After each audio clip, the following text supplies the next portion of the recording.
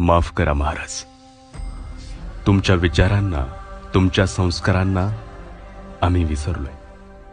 हो, खरंच विसरलोय.